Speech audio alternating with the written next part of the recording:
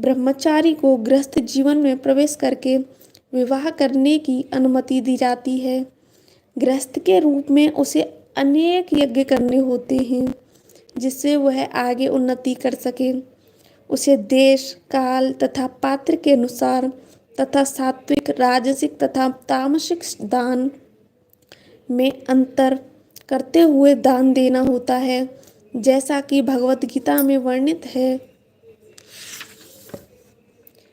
गृहस्थ जीवन के बाद वानप्रस्थ आश्रम ग्रहण करना पड़ता है, जिसमें उसे जंगल में रहते हुए वृक्ष की छाल पहनकर तथा क्षौर कर्म आदि किए बिना कठिन तपस्या करनी होती है। इस प्रकार मनुष्य ब्रह्मचर्य, गृहस्थ, वानप्रस्थ तथा अंत में संन्यास आश्रम का पालन करते हुए जीवन की सिद्धावस्था को प्राप्त होता है। तब इनमें से कुछ स्वर्गलोक को जाते हैं और यदि वे अधिक उन्नति करते हैं तो अधिक उच्च लोकों को या तो निर्विशेष ब्रह्म ज्योति को या वैकुंठ लोक या कृष्ण लोक को जाते हैं। वैदिक ग्रंथों में इसी मार्ग की रूपरेखा प्राप्त होती है, किंतु कृष्ण भावनामृत की विशेषता यह है कि मनुष्य एक ही झटके में भक्ति करने के कारण मनुष्य जीवन के विभिन्न आश्रमों के अनुष्ठानों को पार कर जाता है। इंद्र विदित्वा शब्द सूचित करते हैं कि मनुष्य को भगवत गीता के इस अध्याय में तथा 7वें अध्याय में दिए हुए कृष्ण के उपदेशों को समझना चाहिए। उसे विद्वत्ता या मनोधर्म से इन दोनों अध्यायों को समझने का प्रयास नहीं करना चाहिए, अपितु भक्तों की संगति से श्रवण करके समझना चाहिए।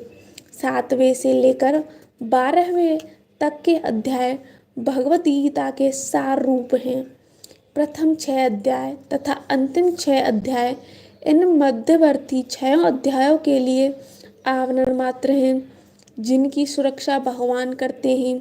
यदि कोई गीता के इन 6 अध्यायों को भक्त के संगति में भली भांति समझ लेता है तो उसका जीवन समस्त तपस्याओं, यज्ञों, दानों, चिंतनों को पार करके महिमा मंडित हो उठेगा, क्योंकि केवल कृष्ण भावनामृत के द्वारा उसे इतने कर्मों का फल प्राप्त हो जाता है।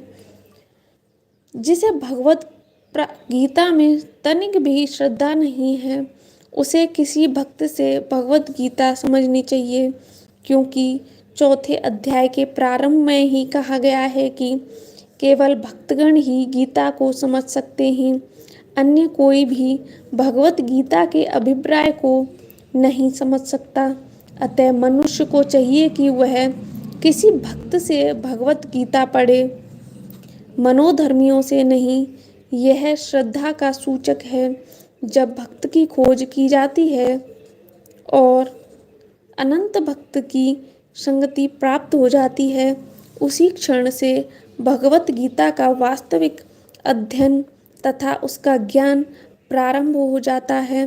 भक्त की संगति से भक्ति आती है और भक्ति के कारण कृष्ण या ईश्वर तथा कृष्ण के कार्यकलापों, उनके रूप, नाम, लीलाओं आदि से संबंधित सारे भ्रम दूर हो जाते हैं। इस प्रकार भ्रमों के दूर हो जाने पर वह अपने अध्ययन में स्थिर हो जाता है। तब उसे भगवत गीता के अध्ययन में रस आने लगता है और कृष्ण भावना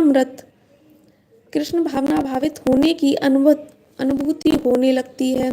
आगे बढ़ने पर वह कृष्ण के प्रेम में पूर्णतया अनुरक्त हो जाता है। यह जीवन की सर्वोच्च सिद्ध अवस्था है, जिसे भक्त कृष्ण के धाम गोलोक वृंदावन को प्राप्त होता है, जहाँ वह नित्य सुखी रहता है। इस प्रकार श्रीमद् भगवत गीता के 8वें अध्याय भगवत प्राप्ति का भक्ति वेदांत तात्पर्य पूर्ण